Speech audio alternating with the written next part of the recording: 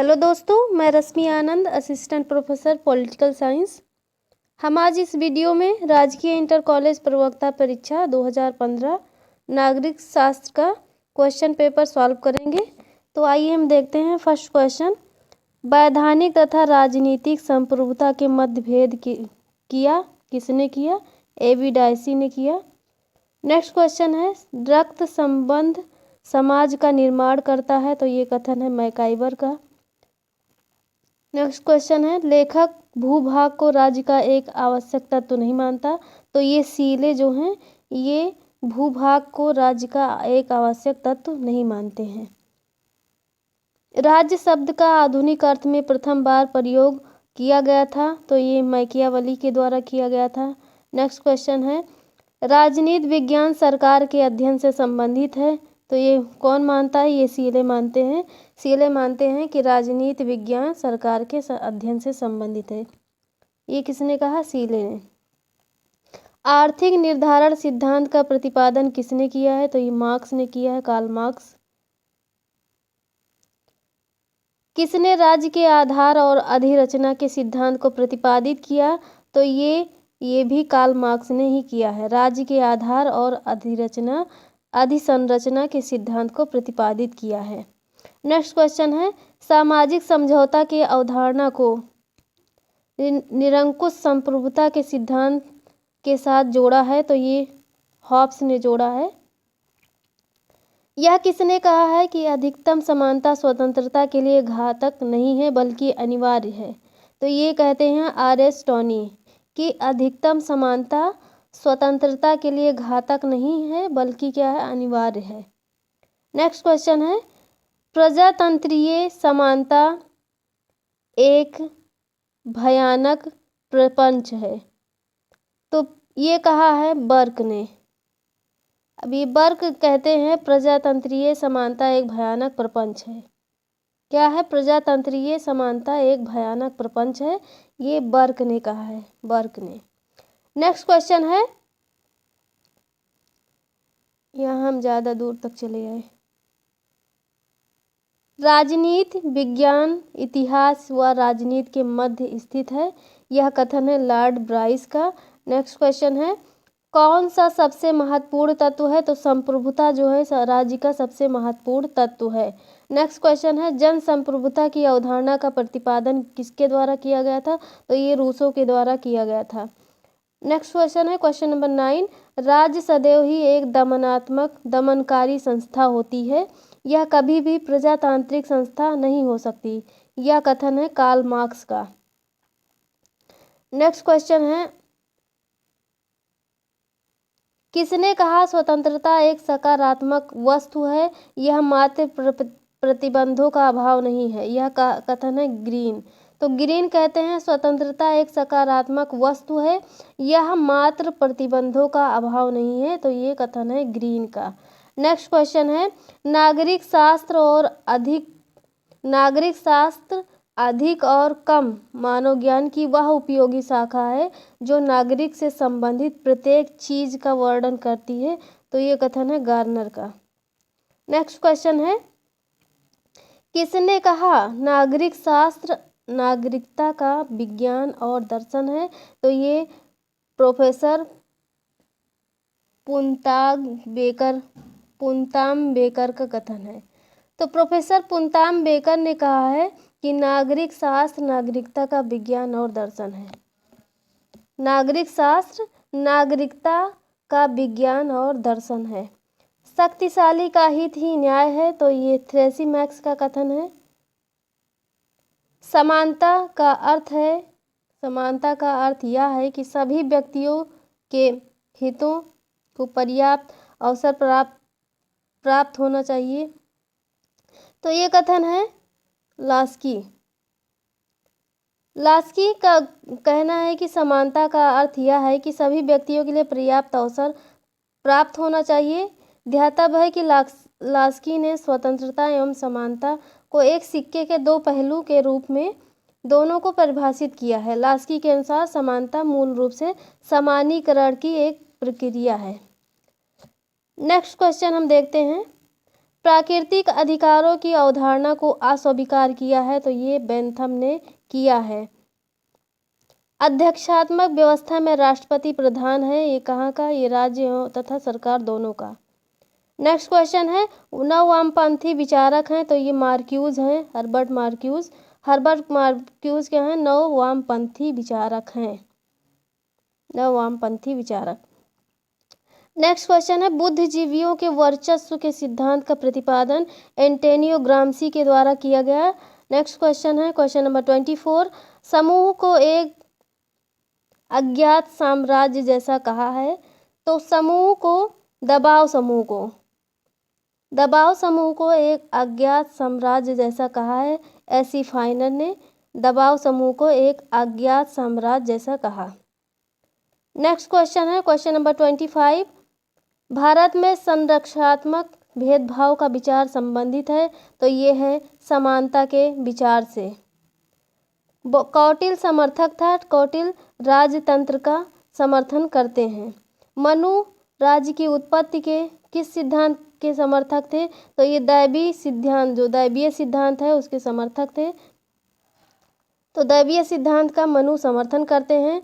Public opinion नामक पुस्तक किसने लिखी है? तो ये वाल्टर लिपमैन की बुक है, ये जिसका प्रकाशन कब हुआ? 1922 में, 1922 में किया गया। यह कार्यात्मक लोकतांत्रिक सरकार का एक महत्वपूर्ण मूल्यांकन है, इसमें दिया गया है पब्लिक ओपिनियन में।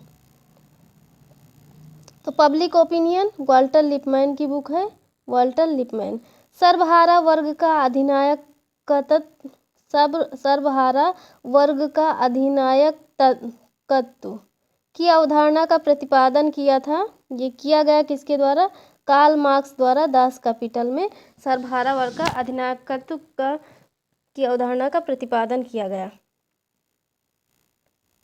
नेक्स्ट क्वेश्चन है, उदारवाद का जनक किसे कहा जाता है? तो ये जॉन लॉक हैं।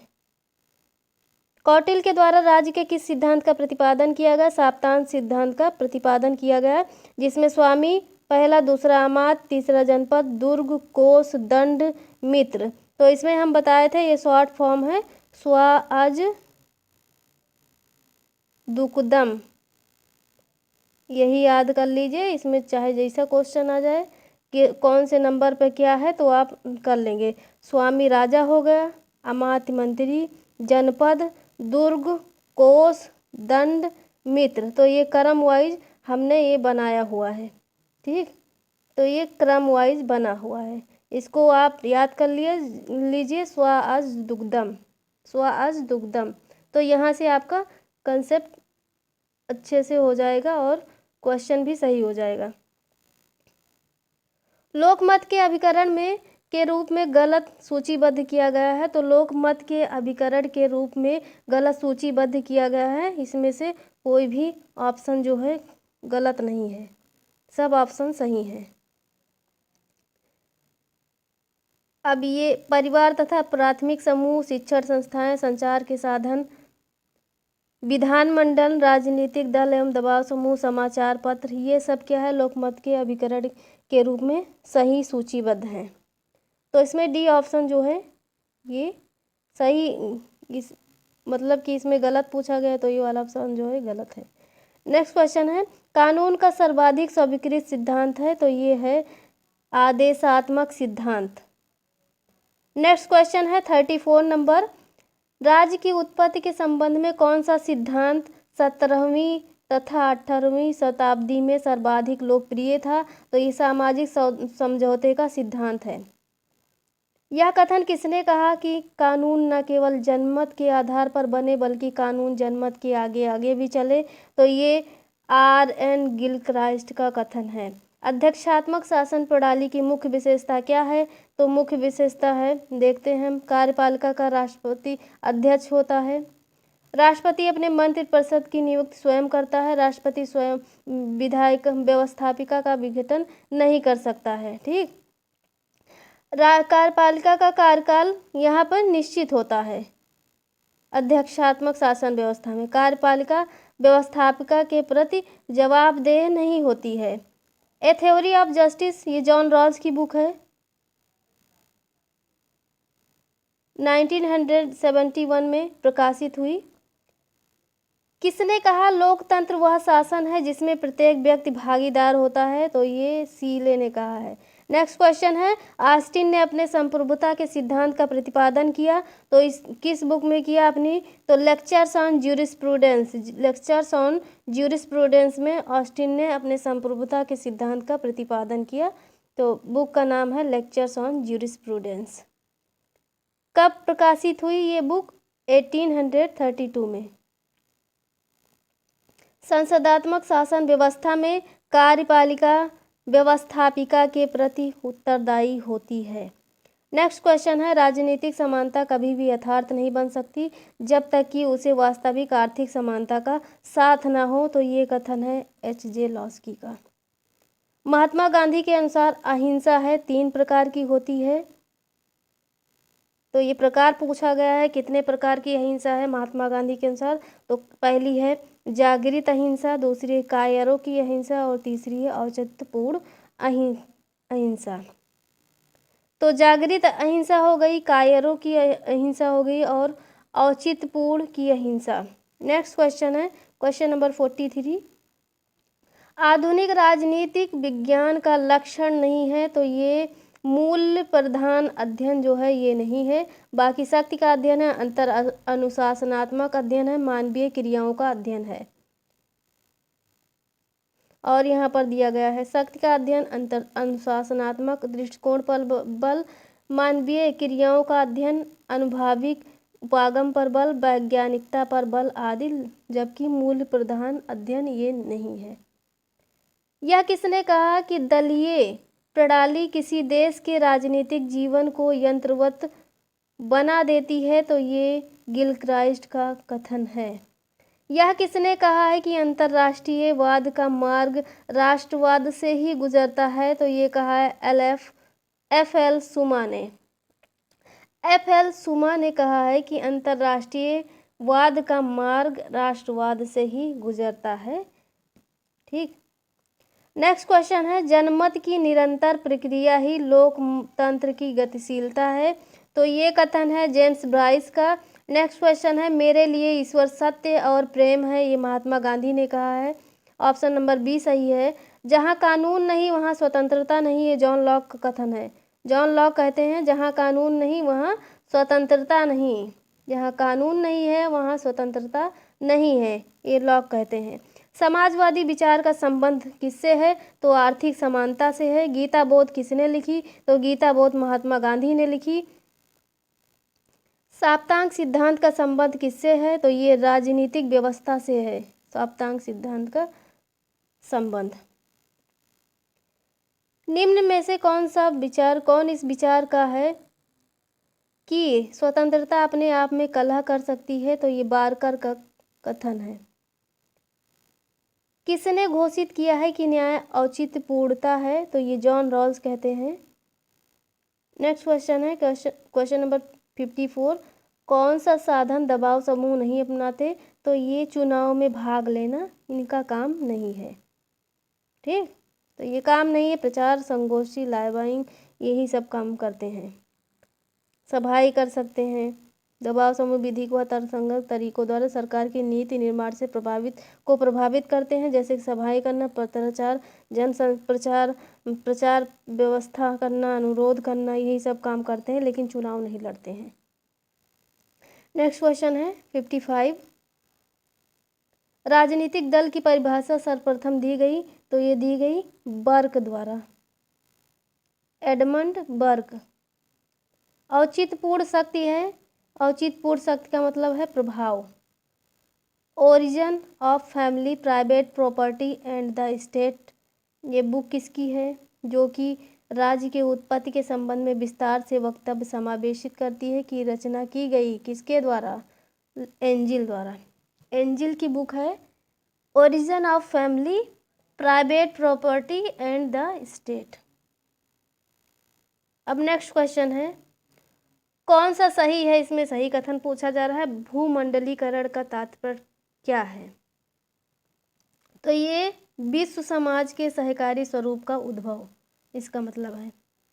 राज्य के विकास में कौन से सहायक तत्व हैं? तो राज्य के विकास में सभी जो है उपरोक्त सभी सही हैं। रक्त संबंध, मनुष्य की सहज सामाजिक प्रवृत्ति, आर्थिक गतिविधियाँ, शक्ति, नागरिकता, ये सभी क्या हैं? सहायक तत्व हैं। नेक्स्ट क्वेश्चन है, किसने इस विचार का समर्थन किया कि राजनीतिक शक्ति की अवधारणा राजनीति के अध्ययन की आधारभूत अवधारणा है? तो ये एलन बॉल का कथन है। सुभाष चंद्र बोस ने कांग्रेस के अध्यक्ष पद के लिए चुनाव लड़ा, कब लड़ा? तो इसमें बी और सी ऑप्शन सही है, कन्फर्म नहीं इसमें। सुभाष चंद्र बोस ने 1938 और 1939 में दोनों में चुनाव लड़ा था। 2 बार कांग्रेस के अध्यक्ष के पद के लिए चुनाव लड़े, वो दोनों ही बार भारतीय राष्ट्रीय कांग्रेस के अध्यक्ष चुने गए। वर्ष 1939 में गांधी जी से मतभेदों के चलते कांग्रेस पद से इस्तीफा दे दिया। तो यहाँ पे ये दोनों ऑप्शन जो है सही है, जबकि यहाँ पे ऑप्शन दिया नहीं गया है। मुस्लिम लीग जो थी उन्होंने मुक्ति दिवस कब मनाया? तो ये 22 दिसंबर 1939 को मनाया। 22 दिसंबर 1939। भारत में प्रथम अंतरिम सरकार की घोषणा कब की गई? तो ये 24 अगस्त 1946 को की गई। भारतीय संविधान का कौन सा भाग नागरिकता के प्रावधान से संबंधित है? तो ये भाग 2 संबंधित है। भारत में कौन नागरिकता के अर्जन हेतु शर्तों को नियत करने के लिए सक्षम है? तो ये संसद है। 66 है क्वेश्चन नंबर, भारतीय संविधान में राज्य के नीति निर्देशक सिद्धांतों की अवधारणा को कहाँ से लिया गया है, किस संविधान से? तो ये आयरलैंड के संविधान से लिया गया है। नीति निर्देशक तत्वों का मुख्य उद्देश्य क्या है? तो देश में सामाजिक व आर्थिक लोकतंत्र की स्थापना करना इसका मुख्य उद्देश्य है। राज्य के नीति निर्देशक तत्व दिशा निर्देश किसको देते हैं? तो ये राज्यों को देते हैं। कॉलेजियम का संबंध किससे है? तो ये उच्चतम न्यायालय तथा उच्च न्यायालयों के न्यायाधीशों की नियुक्ति से है। संवैधानिक प्रावधान के अनुसार वित्त आयोग अपना प्रतिवेदन किसको प्रस्तुत करता है? तो ये राष्ट्रपति को करता है। भारत का प्रथम निर्वाचन आयुक्त कौन थे? तो ये सुकुमार सेन थे। नेक्स्ट क्वेश्चन है क्वेश्चन नंबर 72, कौन सा युग्म सुमेलित नहीं है? यहाँ सुमेलित है, सही कथन पूछा जा रहा है। तो यहाँ पे सारे ऑप्शन जो गलत हैं, देखो इसमें हमने सही भी लिखा है। यहाँ पे 153 में है राज्यों के राज्यपाल से संबंधित है, और 154 में है राज्य की कार्यपालिका शक्ति दी गई है, और यहाँ पे 162 में राज्यपाल मतलब राज्य की कार्यपालिका शक्ति का विस्तार यहाँ पे दिया गया है। 153 में राज्यों के राज्यपाल हैं, 154 में राज्य की कार्यपालिका शक्ति का वर्णन किया गया है, 162 में राज्य की कार्यपालिका शक्ति का विस्तार किया गया है, ठीक। और 167 में मुख्यमंत्री के दायित्व का वर्णन किया गया है। इसे हम देख लेते हैं।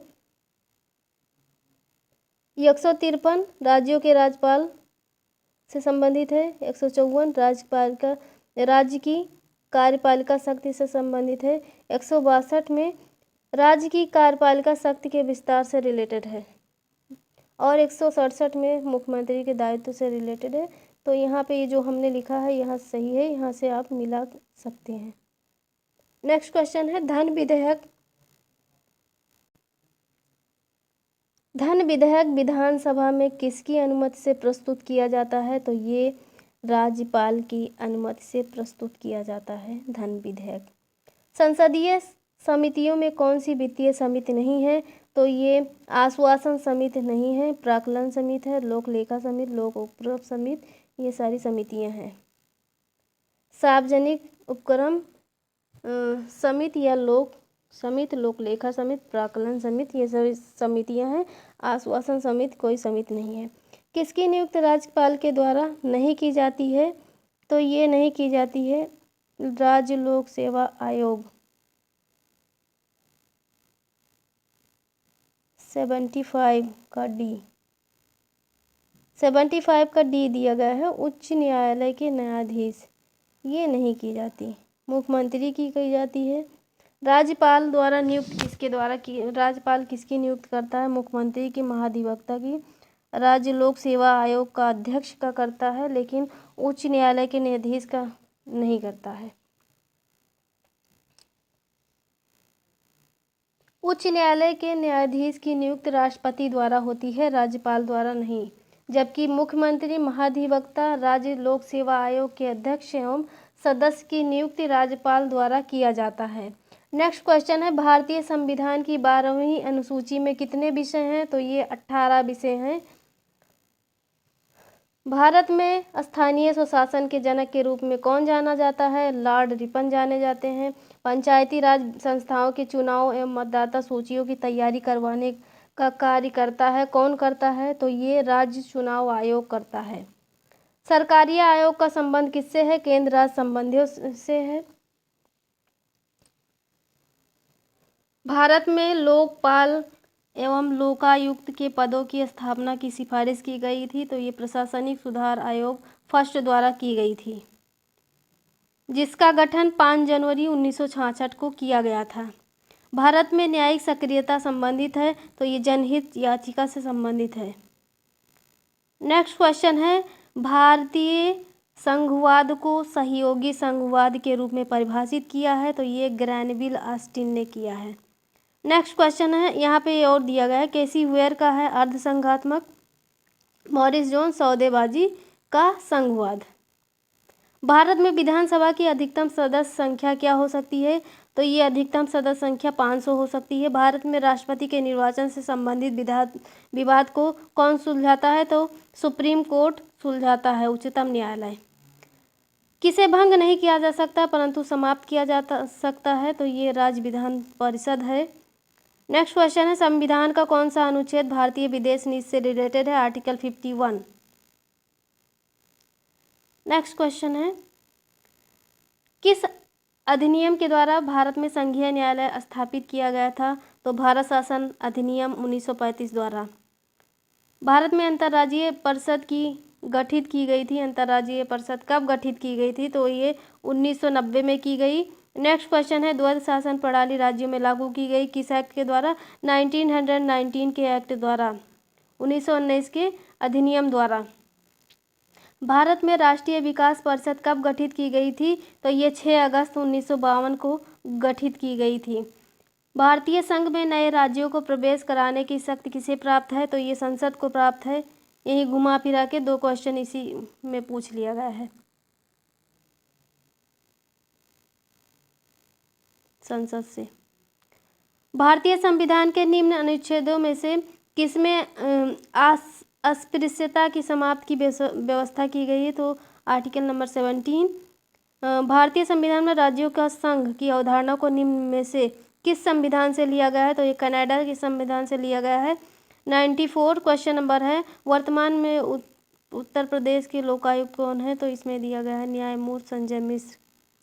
वर्तमान में उत्तर प्रदेश के लोकायुक्त, उत्तर प्रदेश में लोकायुक्त का गठन 14 दिसंबर 1977 को उत्तर प्रदेश लोकायुक्त एवं उप लोकायुक्त अधिनियम 1975 के द्वारा किया गया। विशंभर दयाल उत्तर प्रदेश के पहले लोकायुक्त थे, तो ये पहला वाला भी पूछा जा सकता है। विशंभर दयाल उत्तर प्रदेश के पहले लोकायुक्त थे, जिनका कार्यकाल इतना था 14 सितंबर 1977 से 13 सितंबर 1982 तक था। तो वर्तमान न्यायमूर्ति संजय मिश्र जो हैं वर्तमान में उत्तर प्रदेश के लोकायुक्त हैं।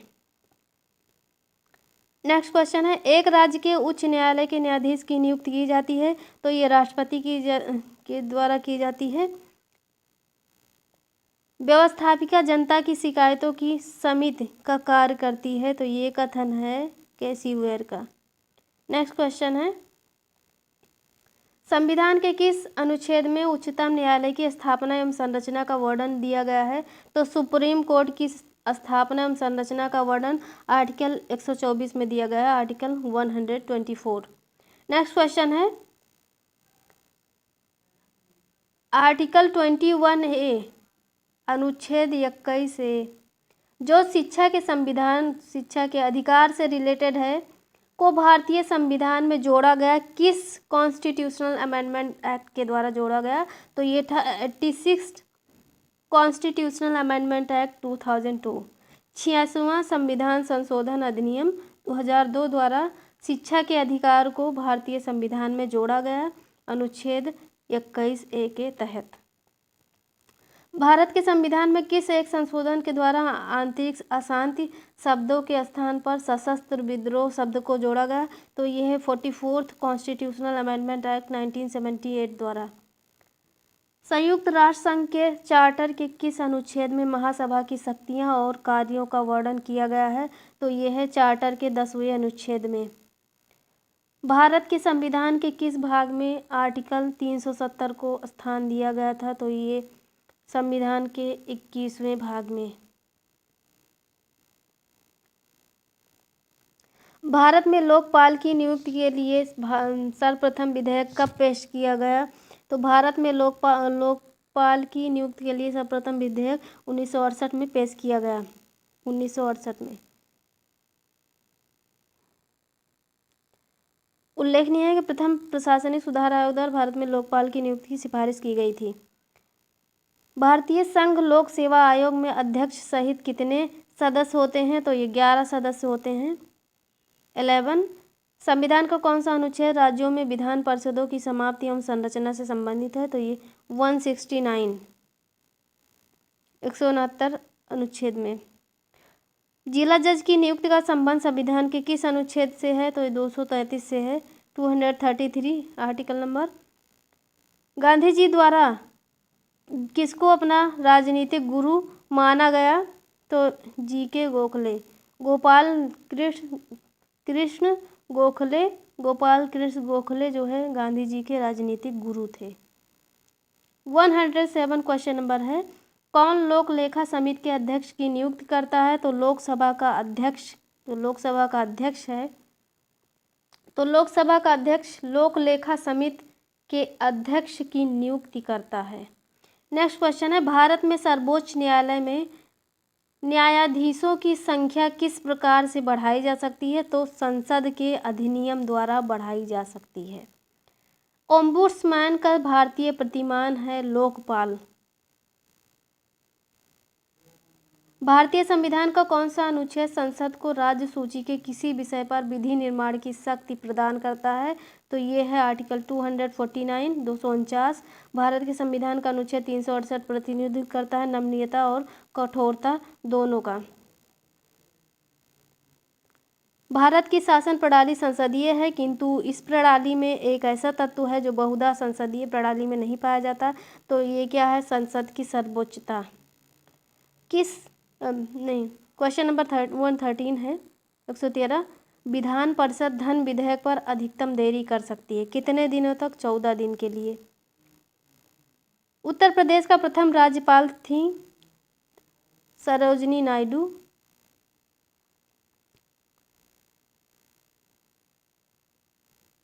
नेक्स्ट क्वेश्चन है, भारतीय संविधान के निम्न अनुच्छेदों में कौन सा राष्ट्रपति के महाभियोग की प्रक्रिया का वर्णन है? तो आर्टिकल 61। नेक्स्ट क्वेश्चन है क्वेश्चन नंबर 116। राज्यसभा को अनन्य अधिकार है नई अखिल भारतीय सेवाओं के सृजन की संस्तुति करना।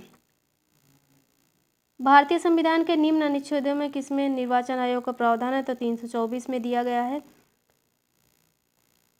324 से 329 तक है। संविधान का कौन सा भाग अनुच्छेद मौलिक कर्तव्यों से रिलेटेड है? तो ये है आर्टिकल 51A। भारतीय संविधान में निम्नलिखित में से कौन सा संवैधानिक उपचारों का अधिकार में सम्मिलित नहीं है? तो ये सर्व क्षमा जो है ये नहीं है, इसका कोई मतलब नहीं है। बंदी प्रत्यक्षीकरण है, परमादेश है, अधिकार परीक्षा है, उत्प्रेषण है, प्रतिषेध है, ये सभी 5 प्रकार के रिट्स हैं। आर्टिकल 32 में दिया गया है। 32 में। भारत के संविधान की 8वीं अनुसूची का संबंध किससे है? भाषा से है। तो 8वीं अनुसूची का संबंध भाषा से है। अब यहाँ पे हम भाषा में इसमें देख लें, भाषा संविधान की 8वीं अनुसूची से संबंधित है। संविधान की 8वीं अनुसूची में कुल 22 भाषाओं को शामिल किया गया है। मूल भारतीय संविधान में 8वीं अनुसूची में 14 भारतीय भाषाओं का उल्लेख था। ठीक, जो मूल भारतीय संविधान था उसमें 8वीं अनुसूची में 14 भारतीय भाषाओं का उल्लेख था। 21वें कॉन्स्टिट्यूशनल अमेंडमेंट एक्ट 1967 द्वारा वेरी इंपॉर्टेंट 21वें संविधान संशोधन अधिनियम 1967 के द्वारा सिंधी भाषा को जोड़ा गया। ठीक, तो सिंधी भाषा किसके द्वारा जोड़ी गई? 21st कॉन्स्टिट्यूशनल अमेंडमेंट एक्ट 1967 द्वारा जोड़ी गई। उसके बाद 71वां संवैधानिक संशोधन अधिनियम हुआ 1992 में, के द्वारा 3 भाषाओं को जोड़ा गया। कौन कौन सी? कोंकणी, मणिपुरी और नेपाली। तो ये तीनों ऑप्शन बहुत ही यहाँ पे इम्पॉर्टेंट है। 71वें संवैधानिक संशोधन अधिनियम 1992 के द्वारा 3 भाषा जोड़ी गई। कौन सी? कोंकणी, मणिपुरी और नेपाली। अब फिर 92 कॉन्स्टिट्यूशनल अमेंडमेंट एक्ट 2003 के द्वारा 4 भाषा फिर जोड़ी गई। अब बोडो, डोगरी, संथाली और मैथिली। तो यहाँ पे ये तीनों बहुत इंपॉर्टेंट है। 21st कॉन्स्टिट्यूशनल अमेंडमेंट एक्ट 1967 के द्वारा सिंधी भाषा जोड़ी गई। 71st कॉन्स्टिट्यूशनल अमेंडमेंट एक्ट 1992 के द्वारा 3 भाषा जोड़ी गई, कोंकणी, मणिपुरी और नेपाली। और फिर 92nd कॉन्स्टिट्यूशनल अमेंडमेंट एक्ट के द्वारा 2003 में ये अमेंडमेंट हुआ। इसके द्वारा 4 भाषा जोड़ी गई। कौन सी? बोडो, डोगरी, संथाली और मैथिली। बोडो, डोगरी, संथाली और मैथिली। तो ये हमारा क्वेश्चन पेपर कंप्लीट हो गया है। अगर आपको वीडियो पसंद आई हो तो प्लीज़ मेरे वीडियो को लाइक करें, मेरे चैनल को सब्सक्राइब करें और घंटी वाला बटन ज़रूर प्रेस कर दीजिए, ताकि आपको आगे आने वाली हर नोटिफिकेशन टाइम टू टाइम मिलते रहे। Thank you.